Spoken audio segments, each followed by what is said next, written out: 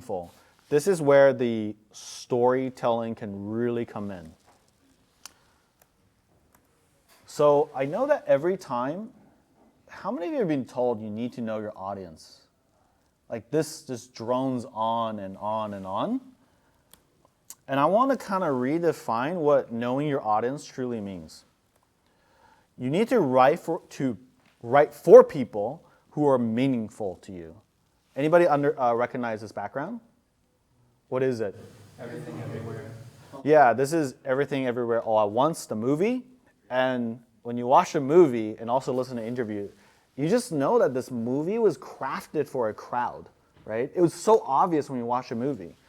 And I think it's because when they were crafting the story, they're writing for people who are meaningful to them. And I was very careful in my word choice. I didn't say write to people. You want to write for people. You want to do something for people. And if you can do that, then you write things that are genuinely meaningful. Even as simple as this. Hello, tape is half off today. I'm pretty sure that Anthony probably at some point, yo Anthony, I know at some point you read a lot of emails, but you cut all the bullshit, and this was very meaningful to me.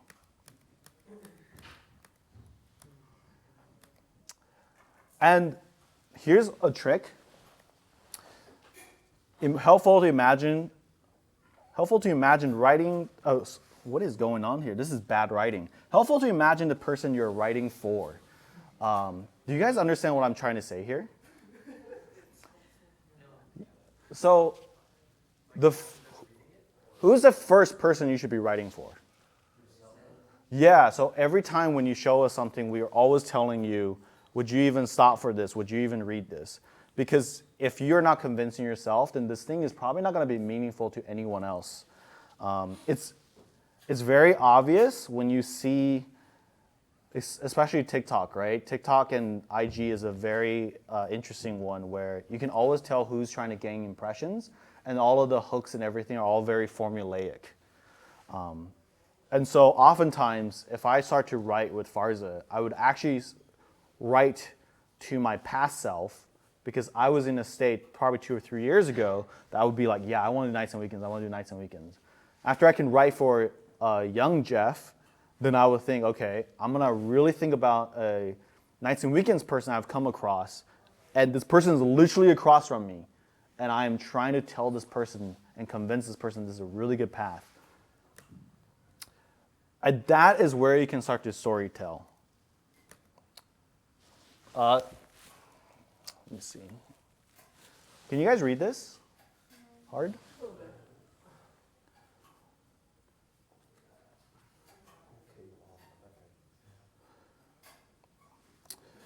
Josh shared this with me. We're both Kendrick Lamar fans. Anybody seen this before? Take a moment. It's kind of long, but I'm just going to read. First thing, I spend most of my days with fleeting thoughts, writing, listening, and collecting old beach cruisers. The morning rides keep me on a hill of silence. I go months without a phone. How many of you relate to this idea of going months without a phone? Yeah, it's like, right? Like, it kind of hits hard for you. Like, I do not want to be with my phone. And so this is actually Kendrick Lamar just telling everybody that, hey, I'm going to see you soon, but I need to go do this thing for myself. And you probably saw the inspo for us. Why? Because we're trying to figure out, how does an artist communicate what's next for him? How can we communicate what's next for us? So, if you go to the OS,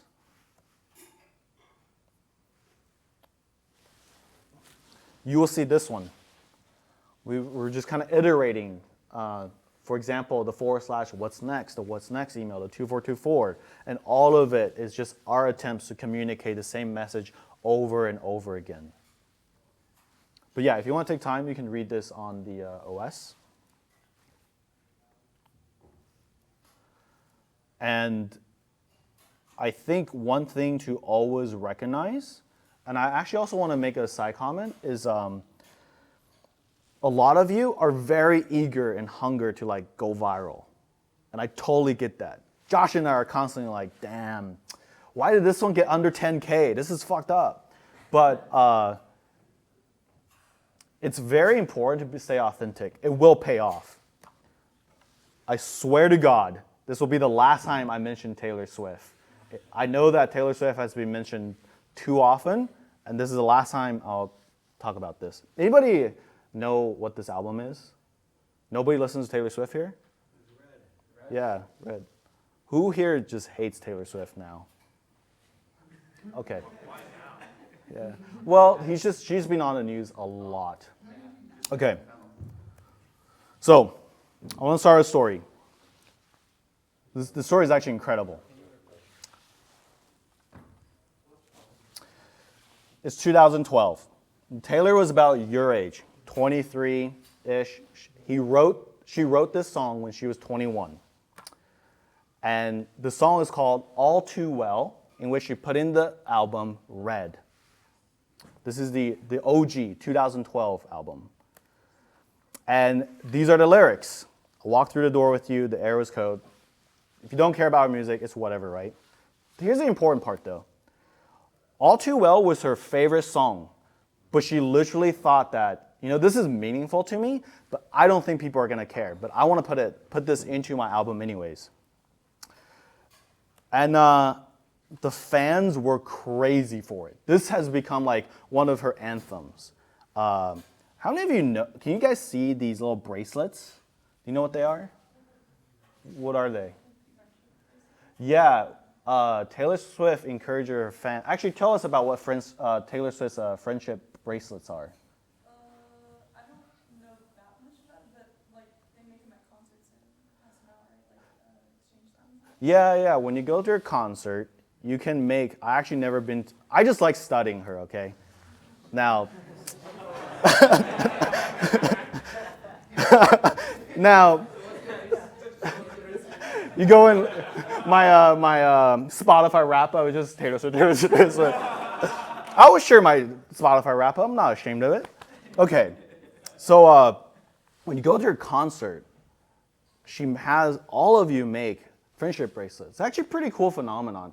Once you make that friendship bracelet, you exchange with total strangers with different messages, and they will also all request this song All Too Well. And Taylor just totally floored. And so 2 years ago, she re-releases the album Red, but it's called Taylor's version. It's because when she first released the album, most of the songs were controlled by the studio. So she said, fuck that. I'm just going to go re-record this song. This will be my version.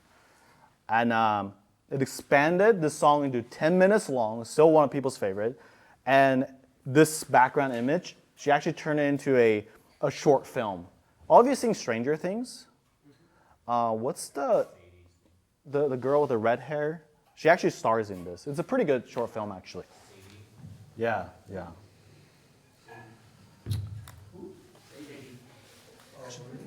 Just a character. Don't worry about it. Any questions about keeping it meaningful? Any thoughts? I specifically bring up. Thank you. I specifically bring up artists as inspo because I think they're one of the best people to tell stories. And oftentimes, you can actually take all of these lessons to build it into your brand, even if it's SaaS. And I'll explain why later. Any questions? Yeah.